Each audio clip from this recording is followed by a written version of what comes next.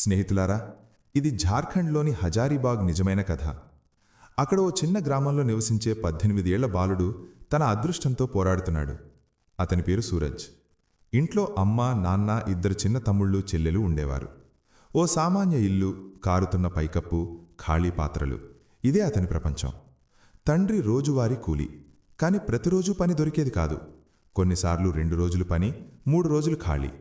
ఇలాంటి పరిస్థితుల్లో ఇంట్లో పొయ్య రగిలించడం కూడా ఓ పండుగలా మారిపోయేది. సూరజ్ పెద్దవాడు, బాధ్యత తన భుజాలపై ఉండేది. కాని జేబు ఎప్పుడూ ఖాళీగానే ఉండేది. ఎన్నో రాత్రులు తను ఆకలితో ఉండి చిన్న తమ్ముళ్లకు, చెల్లెలికి తాను తినిపించాడు. అమ్మ కళ్లల్లో ఆందోళన, నాన్న ముఖంలో ఓటమి స్పష్టంగా కనిపించేది. ఇంట్లో తరచుగా డబ్బుల గురించి గొడవ జరిగేది. కొన్నిసార్లు తండ్రి కోపంలో తిట్టేవారు, కొన్నిసార్లు పరిస్థితిని చూసి తామే ఏడ్చేవారు. ఒకరోజు పరిస్థితి మరింత దిగజారింది.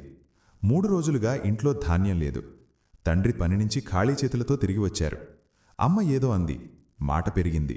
కోపంలో తండ్రి సూరజ్ను కూడా తిట్టారు. నువ్వు పెద్దవాడివయ్యావు, ఏదైనా సంపాదించుకోలేవా? ఈ మాట అతని గుండెలో బాణంలా దిగబడింది. అతను మౌనంగా ఉన్నాడు, కాని లోపల ఏదో విరిగిపోయింది.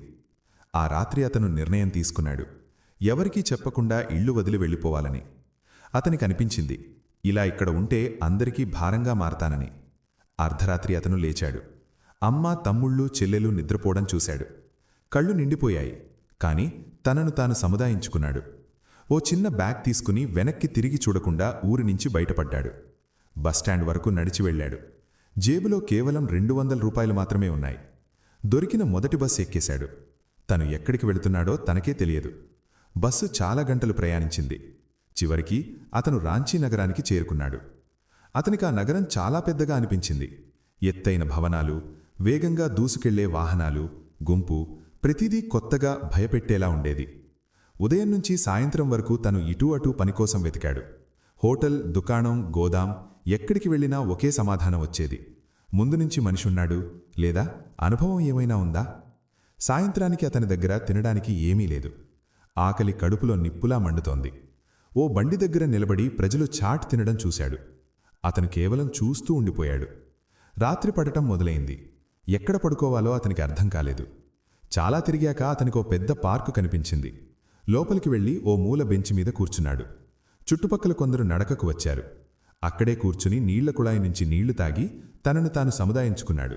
రేపు తప్పక పని దొరుకుతుంది. కాని మరుసటి రోజు కూడా అలాగే గడిచింది. పని దొరకలేదు. మధ్యాహ్నానికి అతను చాలా బలహీనపడ్డాడు. నడవడం కష్టంగా మారింది. పార్కు ఓ మూల కొంతమంది పావురాలకు గింజలు వేస్తున్నారు.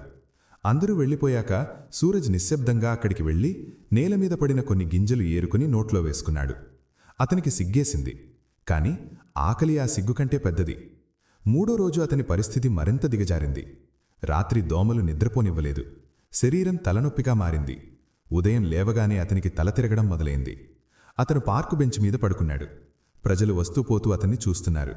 కాని ఎవరూ దగ్గరకు రాలేదు. కొంతమంది తమలో తామనుకుంటున్నారు, ఈ మధ్య పిల్లలు మత్తుమందు వేసుకుని పడి ఉంటారు. అతనికి జ్వరం వచ్చింది. కళ్ళు మూసుకుపోయాయి. పెదవులు ఎండిపోయాయి. అతను గీచుకుంటున్నాడు. అమ్మా! అతని గొంతు చాలా మెల్లగా ఉంది. అప్పుడు 65 ఏళ్ల ఓ వృద్ధుడు అక్కడికి వచ్చి కూర్చున్నారు. అతని పేరు గోపాల్ ప్రసాద్. అతను ప్రతిరోజూ ఉదయం నడకకు వచ్చేవారు. ఈరోజు అతని దృష్టి సూరజ్ మీద పడింది. గోపాల్ ప్రసాద్ దగ్గరకు వెళ్లి అతని నొసరు తాకారు. ఒళ్ళు మండుతోంది. అతన్ని కదిలించి అడిగారు, బాబూ, ఎవరు నువ్వు? ఇక్కడ ఎందుకు పడి ఉన్నావు? సూరజ్ బలహీనమైన గొంతుతో అన్నాడు, ఎవరూ లేరు, ఇక్కడే ఉంటున్నాను అని స్పృహ కోల్పోయాడు. గోపాల్ ప్రసాద్ భయపడిపోయారు. ఆ చుట్టుపక్కల వాళ్లను సహాయం అడిగారు. కాని ఎవరూ ముందుకు రాలేదు. చివరికి ఓ ఆటో ఆపి సూరజ్ను ఏదోలా ఎక్కించుకుని ప్రభుత్వ ఆస్పత్రికి తీసుకెళ్లారు. డాక్టర్ పరీక్షించి చెప్పారు, తీవ్రమైన జ్వరం మరియు బలహీనత వల్ల పరిస్థితి విషమించింది. కొన్ని రోజులు సంరక్షణ అవసరం. ఆస్పత్రిలో మందిచ్చి అతన్ని చేర్చుకున్నారు. గోపాల్ ప్రసాద్ అక్కడే కూర్చున్నారు. 2 రోజులు వారతను వెంట ఉండిపోయారు. సూరజ్కు స్పృహ వచ్చినప్పుడు తను ఆస్పత్రి మంచం మీద ఉన్నాడు. ఎదురుగా ఓ వృద్ధుడు నిలబడి ఉన్నారు. వారి కళ్లల్లో ఆందోళన ఉంది. బాబూ, నీ ఇల్లెక్కడా అని అడిగారు. సూరజ్ కాసేపు మౌనంగా ఉన్నాడు. తర్వాత అన్నాడు, ఇప్పుడెక్కడా లేదు. అతని కళ్లల్లో బాధ స్పష్టంగా కనిపించింది. గోపాల్ ప్రసాద్ ఎక్కువ ప్రశ్నలు అడగలేదు. డిశ్చార్జ్ అయిన తర్వాత అతన్ని తన చిన్న గదికి తీసుకెళ్లారు. అదో అద్దెగది. అందులో ఓ మంచం, ఓ పొయ్యి, కొన్ని పాత్రలు. వారతనికి శుభ్రమైన బట్టలిచ్చారు, వంట చేశారు, మందు వేశారు. ఓ అపరిచితుడు తన కోసం ఇంత ఎందుకు చేస్తున్నాడో అతనికి అర్థం కావడం లేదు. కాని ఆ సమయంలో అతనికి ఆలోచించే శక్తి కూడా లేదు. చాలా రోజుల తర్వాత అతను కడుపు నిండా తిన్నాడు, నిశ్చింతగా నిద్రపోయాడు. ఈ పరిచయం తన జీవితాన్ని మారుస్తుందని అతనికి తెలియదు. మృత్యువు నోటినుంచి తనను తీసిన మనిషే తన జీవిత దిశను నిర్ణయిస్తాడని అతనికి తెలియదు. ఇప్పుడు తను ఒంటరివాడని కాదని మాత్రమే అతనికి తెలుసు. ఆ రాత్రే తన జీవితం ఓ మలుపు తిరిగింది. అది అతని ఎప్పుడూ ఊహించనిది. మరుసటి రోజు ఉదయం సూరజ్ కళ్ళు తెరిచినప్పుడు తనను తాను మునుపటి కంటే తేలికగా భావించాడు. జ్వరం కొంచెం తగ్గింది. గోపాల్ ప్రసాద్ పొయ్యి మీద కిచడీ వండుతున్నారు. వారు నవ్వుతూ అన్నారు, లేచావా? ముందు ఇది తిను, తర్వాత మందు తీసుకో. వారి గొంతులో అన్యోన్యత ఉంది, కాని ఎలాంటి ప్రదర్శన లేదు. సూరజ్ మౌనంగా కూర్చున్నాడు. చాలా రోజుల తర్వాత తనకు ఎదురుగా ఎవరో తనవాళ్లు కూర్చున్నట్టు అనిపించింది. అతను మెల్లగా కిచడీ తిన్నాడు. ప్రతి గంటతో అతని కళ్ళు చెమ్మగిల్లాయి. గోపాల్ ప్రసాద్ ఏమీ అడగలేదు, కేవలం ఇంతే అన్నారు. బాగయ్యాక ముందు ఏం చేయాలో చెప్పు. మరుసటి 3 రోజులు అతను గదిలోనే విశ్రాంతి తీసుకున్నాడు. గోపాల్ ప్రసాద్ ఉదయం తన బండి తీసుకుని బయటికి వెళ్ళిపోయేవారు. రాత్రికి తిరిగొచ్చేవారు. ఆయన భేల్పూరి, చాట్ వంటివి అమ్మే చిన్న బండి వేసేవారు. వయస్సు ఎక్కువ కాబట్టి దూరంగా వెళ్లేవారు కాదు. సాయంత్రం తిరిగొచ్చేటప్పుడు సూరజ్ కోసం కొన్ని పళ్ళు లేదా పాలు తీసుకొచ్చేవారు. 4వ రోజు సూరజ్ తనంతటా అన్నాడు, బాబా, నేనిప్పుడు బాగా ఉన్నాను, నేను కూడా మీతో వస్తాను. గోపాల్ ప్రసాద్ అతన్ని జాగ్రత్తగా చూశారు. పని తేలిక కాదు బాబు, నిలబడి ఉండాలి. సూరజ్ అన్నాడు, నేను నిలబడి ఉంటాను, ఇప్పుడు ఖాళీగా కూర్చోను. ఆ రోజునుంచి సూరజ్ ఆయనతో బండి దగ్గరకు వెళ్లడం మొదలుపెట్టాడు. మొదట్లో అతను నీళ్లు నింపడం, ప్లేట్లు కడగడం, కస్టమర్లకు సామాను అందించడం చేసేవాడు. గోపాల్ ప్రసాద్ అతన్ని నేర్పించేవారు. పని చిన్నది కాదు, నిజాయితీగా చేస్తే గౌరవం దానంతటా అదే వస్తుంది. మెల్లగా సూరజ్ మసాలా కలపడం, భేల్పూరి తయారు చేయడం, లెక్క పెట్టడం నేర్చుకున్నాడు. అతని ప్రవర్తనకు ప్రజలు సంతోషించేవారు. అతను నవ్వుతూ మాట్లాడేవాడు, త్వరగా పనిచేసేవాడు. కొద్ది వారాల్లోనే బండి అమ్మకాలు పెరగడం మొదలుపెట్టాయి. ఒకరోజు గోపాల్ ప్రసాద్ అన్నారు, చూడు సూరజ్, నువ్వు నీ కాళ్ల మీద నిలబడాలి, ఎప్పటికీ ఎవరి సహాయంతోనూ ఉండలేవు. సూరజ్ మౌనంగా ఉన్నాడు. అతని మనసులో ఇప్పటికీ ఇల్లు గుర్తొచ్చేది, కానీ అతను తిరిగి వెళ్లాలనుకోవడం లేదు. ఏదైనా సాధించకుండా తిరిగి వెళ్లడం సరికాదని అతనికి అనిపించేది. 2 నెలలు గడిచాయి. ఇప్పుడు అతను పూర్తిగా ఆరోగ్యంగా ఉన్నాడు. గోపాల్ ప్రసాద్ అతనికి ప్రత్యేకంగా ఒక చిన్న బండి కొనిచ్చారు. పక్కనే పెట్టుకో, నేను చూస్తూ ఉంటాను అన్నారు. సూరజ్ కళ్ళు మెరిశాయి. తను నిజంగా ఏదైనా చేయగలనన్న భావన తొలిసారి కలిగింది. అతను పూర్తి శ్రద్ధగా పని మొదలుపెట్టాడు. ఉదయం నుంచి రాత్రి వరకు నిలబడేవాడు. ఆదాయం పెద్దగా లేకపోయినా సంతృప్తి ఉండేది. నెలాఖరుకు అతను తన ఖర్చులు తీసేసి కొంత డబ్బు ఆదా చేసుకోగలిగాడు. అతను తొలిసారి 5,000 రూపాయలు కూడబెట్టుకున్నప్పుడు నోట్లను చాలాసేపు చూస్తూ ఉండిపోయాడు. గోపాల్ ప్రసాద్ అడిగారు, ఎందుకు చూస్తున్నావు? సూరజ్ అన్నాడు, తొలిసారి నా సంపాదన. బాబా నవ్వారు, ఇదే ప్రారంభం. సమయం గడిచే కొద్దీ ఇద్దరి సంబంధం లోతుగా మారింది. సూరజ్ ఇప్పుడు వారిని బాబా అని పిలిచేవాడు. గోపాల్ ప్రసాద్ కూడా అతన్ని కొడుకులాగా చూసుకోవడం మొదలుపెట్టారు. చాలాసార్లు రాత్రివేళ ఇద్దరు కూర్చుని జీవితం గురించి మాట్లాడుకునేవారు. బాబా చెప్పేవారు, జీవితంలో ఎవరు తోడుగా నిలుస్తారో వాళ్లను ఎప్పటికీ మర్చిపోకు. 4 నెలల తర్వాత సూరజ్ 10,000 రూపాయలు కూడబెట్టుకున్నాడు. అతను సంతోషంగా ఉన్నాడు, కానీ బాబా ముఖంలో చిన్న ఆందోళన ఉండేది. ఒక రాత్రి వారన్నారు, బాబూ, ఇంటివాళ్లకు సమాచారం ఇవ్వు, అమ్మా నాన్న ఎదురుచూస్తూ ఉంటారు. సూరజ్ తల వంచుకున్నాడు. ఇంకా వద్దు బాబా, ఏదైనా పెద్దగా సాధించుకొని వెళ్తాను. బాబా ఒత్తిడి చేయలేదు. అన్నారు, సరే, కానీ ఒకరోజు తప్పక వెళ్ళాలి. కొద్ది రోజుల తర్వాత బాబా అన్నారు, నేను నా ఊరికి వెళ్తాను, చాలా రోజులైంది. సూరజ్ భయపడిపోయాడు. ఎన్ని రోజులకు? ఒక్కవాలమే, తిరిగొచ్చేస్తాను. వెళ్లే ముందు బాబా అతనికి నచ్చచెప్పారు, బండి ప్రతిరోజూ వేసుకో, లెక్క సరిగ్గా పెట్టుకో, బయట వస్తువులు తినకు, నీ గురించి జాగ్రత్తగా చూసుకో. సూరజ్ తల ఊపాడు. అతను లోపల కొంచెం కలవరపడ్డాడు, కానీ బాబా తిరిగి వస్తారని నమ్మకం ఉంది. బాబా వెళ్లిన రోజు సూరజ్ చాలాసేపు వారు వెళ్ళిపోతుండటం చూస్తూ ఉండిపోయాడు. తన జీవితానికి ఆధారమైన వ్యక్తి కొన్ని రోజులు దూరంగా వెళ్ళిపోతున్నట్టు అనిపించింది. కానీ అతను తనను తాను సముదాయించుకొని ప్రతిరోజు బండి వేసుకోవడం మొదలుపెట్టాడు. 1 వారం గడిచింది. తర్వాత 2వ వారం, 3వ వారం కూడా గడిచిపోయింది. బాబా తిరిగి రాలేదు. మొదట అతను అనుకున్నాడు, ఊళ్ళో పని అడ్డుపడి ఉండొచ్చు. 1 నెల గడిచిపోయింది. సూరజ్ ప్రతిరోజూ అదే చోట నిలబడి దారి చూసేవాడు. వెళ్లే ప్రతి బస్సును జాగ్రత్తగా చూసేవాడు, దాని నుంచి బాబా దిగి వస్తారేమోనని. 2 నెలలైపోయాయి. ఇప్పుడు అతని మనసులో భయం మొదలైంది. చుట్టుపక్కల అడిగాడు, కానీ ఎవ్వరికీ ఏమీ తెలియదు. ప్రతిరోజు రాత్రి గదికి తిరిగి వెళ్ళి ఖాళీ మంచం చూసి మౌనంగా కూర్చునేవాడు. 3 నెలల తర్వాత కూడా ఎలాంటి సమాచారం రానప్పుడు అతని లోపల అశాంతి పెరిగిపోయింది. కానీ అతను బండి వేయడం మానలేదు. అతనికనిపించేది, నేనిక్కడ లేకపోతే బాబా తిరిగి వచ్చి నన్నెక్కడ వెతుకుతారు? సమయం గడిచిపోతూ ఉంది. ఎదురు చూడటం అతనికి అలవాటుగా మారింది. ప్రతి సాయంత్రం సూర్యాస్తమయం సమయంలో అతని దృష్టి ఆ దారి వైపే ఉండేది, ఎక్కడి నుంచి బాబా వెళ్లారు. ఈ ఎదురుచూపుల మధ్యే సూరజ్ జీవితం మెల్లిగా ఓ కొత్త పోరాటం వైపు సాగసాగింది. సరే స్నేహితులారా, బాబా వెళ్ళి 6 నెలలైపోయాయి. ఇప్పుడు సూరజ్కు 19 ఏళ్లు నిండాయి. ముఖంలో తేలికపాటి గడ్డం రావడం మొదలైంది. కళ్లల్లో పూర్వపు భయం స్థానంలో ఇప్పుడు స్థిరత్వం ఉంది. కానీ గుండెలో మాత్రం శూన్యత ఉండేది. ప్రతిరోజు బండి వేసేవాడు, పని చేసేవాడు, డబ్బు కూడబెట్టేవాడు. కానీ సాయంత్రం అవ్వగానే అదే ఎదురుచూపు మొదలయ్యేది. 1 సంవత్సరం పూర్తయింది. బాబా తిరిగి రాలేదు. సూరజ్ ఓటమిని అంగీకరించకూడదని నిర్ణయించుకున్నాడు. బండి అమ్మకాల నుంచి వచ్చిన డబ్బుతో అద్దె కట్టేవాడు, సరుకు కొనేవాడు, పనిని మరింత మెరుగుపరుచుకున్నాడు.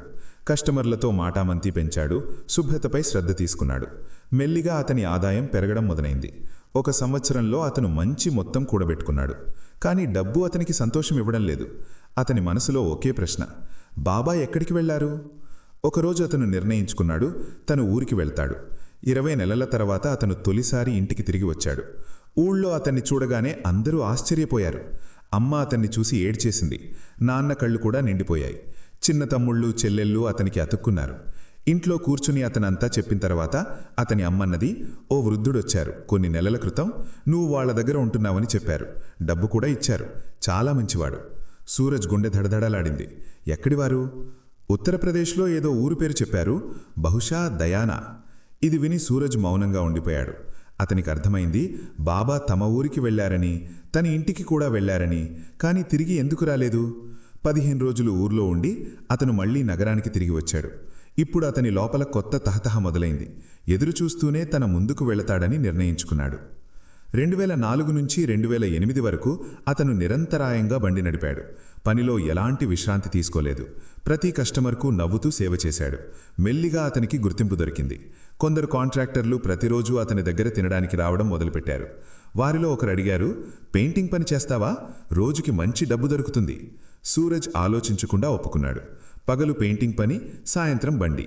అతను తనను తాను పూర్తిగా పనిలో మునిగిపోయేలా చేసుకున్నాడు. చేతులకు పొక్కులొచ్చేవి, ఒళ్ళు తెలియకపోయేది. కానీ అతను ఆగలేదు. 2 సంవత్సరాల్లో అతను పెయింటింగ్ పని పూర్తిగా నేర్చుకున్నాడు. ఇప్పుడు అతను చిన్న కాంట్రాక్టులు తీసుకోవడం మొదలుపెట్టాడు. మెల్లిగా అతను బండి మానేసి పూర్తిగా పెయింటింగ్ పనిలో పడ్డాడు. శ్రమ, సమయపాలన, నిజాయితీ అతన్ని ముందుకు నడిపించాయి. 2015 రావడానికి అతని దగ్గర స్వంత కారు ఉండేది. అద్దెకు పెద్ద ఇల్లు ఉండేది. నెలకు మంచి ఆదాయం ఉండేది. అతను తన తండ్రిని, తమ్ముణ్ణి కూడా నగరానికి పిలిపించుకున్నాడు. అందరూ కలిసి పనిచేయడం మొదలుపెట్టారు. కానీ ఒక్కటి మాత్రం మారలేదు. 2-3 నెలలకోసారి అతను తప్పకుండా ఆ పాత చోటికి వెళ్ళేవాడు. ఎక్కడా ఒకప్పుడు బండి వేసేవాడు. అక్కడ కొంతసేపు నిలబడి ఉండేవాడు, గతాన్ని పిలుస్తున్నట్టుగా. 2018లో ఒకరోజు అతను పాత పెట్టెను తెరిచాడు. అందులో బాబా కొంత సామానుంచారు. అందులో 2 పాత డైరీలున్నాయి. అతను ఒక్కో పేజీ తిరగవేయడం మొదలుపెట్టాడు. లెక్కల మధ్య ఓ పేజీలో ఓ చిరునామా రాసి ఉంది, గ్రామం రాంపూర్, జిల్లా సీతాపూర్, ఉత్తరప్రదేశ్. అతని గుండె బాగా కొట్టుకుంది. ఇన్నాళ్ల తర్వాత తొలిసారి అతనికి ప్రత్యక్ష ఆధారం దొరికింది. ఇప్పుడు అతని దగ్గర ప్రతిదీ ఉంది, డబ్బు, సాధనాలు, ధైర్యం. ఆ క్షణంలోనే అతను వెళ్లాలని నిర్ణయించుకున్నాడు. ఏదైనా కావచ్చు, బాబాను వెతికి పట్టుకోకుండా అతను నెమ్మదిగా కూర్చోడు. మరుసటి రోజే అతను పని తమ్ముడికి అప్పచెప్పాడు. కారు తీసి ఆ ప్రయాణం మొదలుపెట్టాడు. దారి పొడవునా అతని మనసులో గుర్తులు మెదిలాయి. పార్కు బెంచ్, ఆసుపత్రి మంచం, బాబా గొంతు, వారి నవ్వుతున్న ముఖం. 2 రోజుల తర్వాత అతను రాంపూర్ గ్రామానికి చేరుకున్నాడు. దుమ్ము దుమారమైన రోడ్లు, చిన్న చిన్న ఇళ్ళు, నిశ్శబ్ద వాతావరణం. ప్రజలను అడిగి ఆ ఇల్లు వెతికి పట్టుకున్నాడు. ఇంటి బయట పాట మంచం మీద ఓ వృద్ధుడు కూర్చొని ఉన్నాడు. ముఖం బలహీనంగా ఉంది, శరీరం సన్నగా ఉంది. కానీ కళ్ళు మాత్రం అవే ఉన్నాయి. సూరజ్ శ్వాస ఆగిపోయింది. కారు లోపలే కూర్చొని అతని కళ్ళ నుంచి కన్నీళ్లు ప్రవహించాయి. అతనికి అర్థమైంది, సంవత్సరాల ఎదురుచూపు ఇప్పుడు ముగియబోతోంది. కారు దిగే ధైర్యం సూరజ్కు చేయడం లేదు. ఎదురుగా మంచం మీద కూర్చున్న వృద్ధుణ్ణి అతను దూరం నుంచే గుర్తుపట్టాడు. కాలం అతని శరీరాన్ని వంచేసింది. వెంట్రుకలు పూర్తిగా తెల్లబడ్డాయి. కానీ ముఖం మాత్రం అదే ఉంది. సరళత, అన్యోన్యతతో నిండి ఉంది. కొంతసేపటి తర్వాత అతను తలుపు తెరిచాడు. అడుగులు బరువుగా ఉన్నాయి. అతను దగ్గరికి వెళ్లే కొద్దీ అతని శ్వాస వేగంగా మారుతోంది. వృద్ధుడు తలెత్తి అతని వైపు చూశాడు. బహుశా అతనికి ఇతనెవరో అర్థం కాలేదు. సూరజ్ అతని ముందుకు చేరుకోగానే మోకాళ్లపై పడ్డాడు. బాబా! అతని గొంతు బరువెక్కింది. వృద్ధుడి కళ్ళు విశాలమయ్యాయి. కొన్ని క్షణాలు అతన్ని జాగ్రత్తగా చూశాడు. తర్వాత ఉన్నట్టుండి అన్నాడు, సూరజ్. అంతే వినాలి. సూరజ్ అతని కాళ్లకు పడి ఢోలుగా ఏడవడం మొదలుపెట్టాడు. సంవత్సరాల బాధ, ఎదురుచూపు, ప్రశ్నలు కన్నీళ్ల రూపంలో కరిగిపోయాయి. బాబా చేతులు వణుకుతున్నాయి. కాని అతను సూరజ్ తలపై చెయ్యి ఉంచారు. ఇంటి లోపల్నించి 3 మహిళలు, ఓ కౌమారదశ బాలుడు బయటకు వచ్చారు. వారిలో తెల్ల చీరలో మధ్యవయస్కురాలైన స్త్రీ ఉంది. బహుశా ఆయన కోడలు. 2 యువతులు కూడా ఉన్నారు. అందరూ ఆశ్చర్యంగా ఈ దృశ్యం చూస్తున్నారు. బాబా మెల్లిగా అన్నాడు, ఇతనే ఆ బాలుడు. దీని గురించి నేను మాట్లాడుకుంటూ ఉండేవాణ్ణి. సూరజ్ తనను తాను సముదాయించుకున్నాడు. కళ్ళు ఎర్రగా ఉన్నాయి. అతనడిగాడు, బాబా, మీరు తిరిగి ఎందుకు రాలేదు? నేను ప్రతిరోజూ ఎదురు చూస్తూనే ఉన్నాను. బాబా దృష్టి కిందికి వాలింది. అతను లోతైన శ్వాస తీసుకున్నారు. బాబూ, నేను ఊరికి వచ్చేసరికి తెలిసింది మా పెద్ద కొడుకు పరిస్థితి చాలా దారుణంగా ఉందని. కొద్ది రోజుల్లోనే అతను మమ్మల్ని వదిలి వెళ్ళిపోయాడు. ఇంట్లో కోడలు, 3 పిల్లలు మిగిలిపోయారు. పరిస్థితి ఉన్నట్టుండి మారిపోయింది. సూరజ్ మౌనంగా వింటున్నాడు. మిగిలిన కొడుకులు విడిపోయారు. బాధ్యత నా మీద పడింది. కొద్ది రోజులకు నాకు పక్షవాతం వచ్చింది. నడవడం, తిరగడం కష్టమైపోయింది. నగరానికి తిరిగి రావడం సాధ్యం కాలేదు. నీకు సమాచారం ఇవ్వాలని అనుకున్నాను, కానీ సాధనాలు లేవు. సూరజ్ కళ్ల నుంచి మళ్లీ కన్నీళ్లు వచ్చాయి. అతను చూశాడు. బాబా కుడి చెయ్యి పూర్తిగా సరిగ్గా పనిచేయడం లేదని, శరీరం బలహీనంగా మారిపోయిందని. విధవరాలైన కోడలు ముందుకు వచ్చి అన్నది, బాబా మిమ్మల్ని తరచూ గుర్తు చేసుకునేవారు. చెప్పేవారు, ఆ బాలుడు శ్రామికుడు, తప్పకుండా ఏదో సాధిస్తాడు అని. సూరజ్ నలువైపులా చూశాడు. ఇల్లు చాలా సాధారణంగా ఉంది. గోడల మీద తేమ, ఆవరణంలో విరిగిన మంచం, మూలన పెట్టున కొన్ని పాత్రలు. పరివారం పోరాటంలో ఉందని అతను అర్థం చేసుకోవడానికి ఎక్కువ సమయం పట్టలేదు. అతను బాబా దగ్గర కూర్చుని అన్నాడు, మీరు లేకపోతే నేను బతికి ఉండేవాణ్ణి కాదు. మీరు నన్ను రోడ్డు మీద నుంచి లేపారు. బాబా తేలికపాటి నవ్వుతో అన్నారు, నేనేమీ చేయలేదు బాబూ, అది మానవ ధర్మం. కాదు బాబా, సూరజ్ గట్టిగా అన్నాడు, ఈరోజు ఏదైనా ఉన్నాను అంటే అది మీ వల్లనే. సాయంత్రానికి ఊళ్ళో కొందరు ప్రజలు కూడా గుమిగూడారు. సూరజ్ వచ్చిన కారు చూసి అందరూ ఆశ్చర్యపోయారు. కానీ ఈ విషయాలతో అతనికి పనిలేదు. అతను ఆ రాత్రి అక్కడే ఉండిపోయాడు. రాత్రి భోజనం సమయంలో అతను కుటుంబంతో స్వేచ్ఛగా మాట్లాడాడు. 2 బాలికలు చదువు మధ్యలోనే మానేశారు. చిన్న బాలుడు, పేరు రవి, 10వ తరగతిలో ఉన్నాడు. కాని ముందుకు చదువు విషయంలో అనిశ్చితిలో ఉన్నాడు. సూరజ్ చాలాసేపు ఆలోచించాడు. ఇప్పుడు ఈ కుటుంబం ఒంటరిగా ఉండబోదని నిర్ణయించుకున్నాడు. ఉదయం అతను బాబాతో అన్నాడు, మీరు నాతో నగరానికి రండి. చికిత్స కూడా అవుతుంది, విశ్రాంతి కూడా. బాబా తల ఊపారు. ఇప్పుడు నా వేళ్లు ఇక్కడే ఉన్నాయి, కానీ పిల్లల గురించి ఆలోచించు. సూరజ్ అర్థం చేసుకున్నాడు. అతను అక్కడే నిర్ణయం తీసుకున్నాడు. సరే, అమ్మాయిల పెళ్లి బాధ్యత నాది. రవి నాతో వస్తాడు, పని నేర్చుకుంటాడు, ఇంటి మరమ్మత్తు కూడా అవుతుంది. ఈదు మొదట నిరాకరించినా సూరజ్ వినిపించుకోలేదు. అతని కళ్లలో కృతజ్ఞత ఉంది, జాలి కాదు. కొద్ది రోజులు ఊళ్ళో ఉండి అతను అన్ని ఏర్పాట్లు చేశాడు. డాక్టర్ ద్వారా బాబా పరీక్ష చేయించాడు. ఇంటి మరమ్మత్తు కోసం డబ్బు ఇచ్చాడు. వెళుతూ రవితో అన్నాడు, సిద్ధంగా ఉండు, వచ్చే నెల తీసుకెళ్తాను. కారు ఎక్కినప్పుడు బాబా అతని చెయ్యి పట్టుకున్నారు. బాబా, నువ్వు నా రుణం తీర్చేశావు. సూరజ్ మెల్లిగా సమాధానం చెప్పాడు, బాబా, మీ రుణం ఎప్పటికీ తీర్చలేను. కారు ముందుకు సాగింది. కానీ ఈసారి అతని గుండెలో శూన్యత లేదు. అతని జీవితానికి నిజమైన అర్థం ఇప్పుడే మొదలైందని అతనికి అనిపించింది. నగరానికి తిరిగి వచ్చిన వెంటనే సూరజ్ మొదట తన పని బాధ్యతలు చూసుకున్నాడు. అతను తన తమ్ముడికి అంతా చెప్పాడు. కుటుంబం కూడా అతని నిర్ణయాన్ని అంగీకరించింది. ఇప్పుడు అతనికి సంపాదన కంటే ముఖ్యమైనది తన ప్రాణం కాపాడిన వ్యక్తి పట్ల కృతజ్ఞత చూపించడం. 1 నెల తరువాత అతను మళ్లీ రాంపూర్ వెళ్లాడు. ఈసారి ఖాళీ చేతులతో వెళ్లలేదు. వెంట అవసరమైన సామాను, బట్టలు, కొంత డబ్బు తీసుకెళ్లాడు. రవి సిద్ధంగా ఉన్నాడు. అతని కళ్లలో భయం కూడా ఉంది, ఆశ కూడా ఉంది. సూరజ్ అతని భుజం మీద చెయ్యి వేసి అన్నాడు, భయపడకు, నేనున్నాను. రవి నగరానికి వచ్చాడు. మొదట్లో పని అర్థం చేసుకోవడానికి అతనికి సమయం పట్టింది. కానీ సూరజ్ అదే పద్ధతి పాటించాడు. ఒకప్పుడు బాబా అతనితో పాటించినట్టు. ఓర్పు, అవగాహన, నమ్మకం. అతను రవికి పెయింటింగ్ పని నేర్పాడు, లెక్కలు నేర్పాడు. అన్నిటికంటే ముఖ్యమైనది నిజాయితీ నేర్పాడు. మెల్లిగా రవి కూడా పనిలో నేర్పరి అయ్యాడు. అతని చదువు కూడా కొనసాగించబడింది. సాయంత్రం కోచింగ్కు వెళ్లేవాడు, పగలు పని నేర్చుకునేవాడు. సూరజ్ అతన్ని కేవలం కూలీగా కాకుండా కుటుంబంలో భాగంగా చూసేవాడు. ఇక ఊళ్ళో ఇద్దరు కూతుర్లకు మంచి సంబంధాలు చూడడం మొదలైంది. పెళ్లి సాదాగా కాని గౌరవంగా జరగాలని సూరజ్ స్పష్టంగా చెప్పాడు. 2 సంవత్సరాల్లోపు ఇద్దరి పెళ్లిళ్లు మంచి కుటుంబాల్లో జరిగాయి. ప్రతి ఆచారంలో సూరజ్ ఉన్నాడు.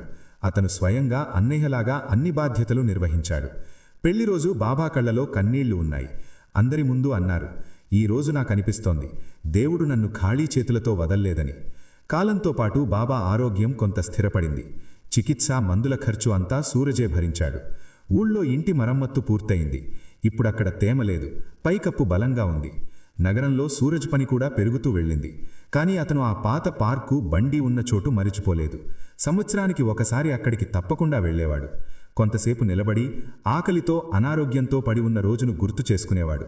ఒక సాయంత్రం అతను రవితో అన్నాడు, "జీవితంలో ఎవరైనా కష్టకాలంలో నీకు తోడుగా నిలిస్తే వాళ్లను ఎప్పటికీ మరిచిపోకు." రవి నవ్వాడు, "మీరు బాబా చేసినట్టు." సూరజ్ తల ఊపాడు. మానవత్వం యొక్క ఈ గొలుసు ముందుకు సాగుతోందని అతనికి అనిపించింది. కొన్ని సంవత్సరాల తర్వాత రవి పూర్తిగా పని చూసుకోవడం నేర్చుకున్నాడు.